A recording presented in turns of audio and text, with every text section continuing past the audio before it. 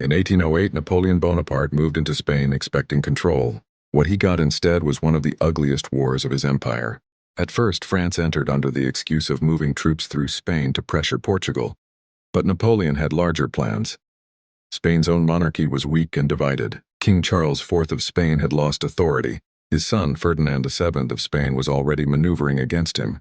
Napoleon summoned both to Bayonne, then forced them aside. He placed his brother, Joseph Bonaparte, on the Spanish throne. On paper, it looked efficient. In reality, it detonated the country.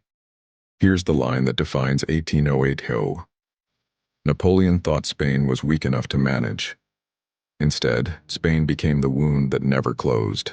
Resistance began almost immediately. In Madrid, crowds rose on May 2, 1808. French troops crushed the uprising brutally.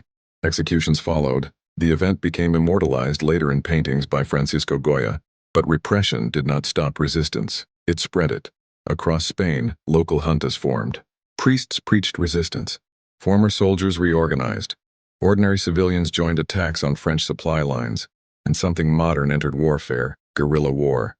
The word itself comes from Spain: little war, small attacks, ambushes, roadside strikes, relentless harassment. French armies could win battles and still lose control of roads behind them. Britain saw opportunity too. Under Arthur Wellesley, 1st Duke of Wellington, British forces landed in Portugal and joined the fight. Now Napoleon faced a long western front draining men year after year. French victories still happened. Cities changed hands. But Spain never fully submitted. By the time Napoleon invaded Russia in 1812, he was already bleeding strength in Iberia. And after his wider empire cracked, French control collapsed. In 1814, Ferdinand VII returned. But Spain returning to its king did not mean Spain returned unchanged, because the war had shattered authority everywhere.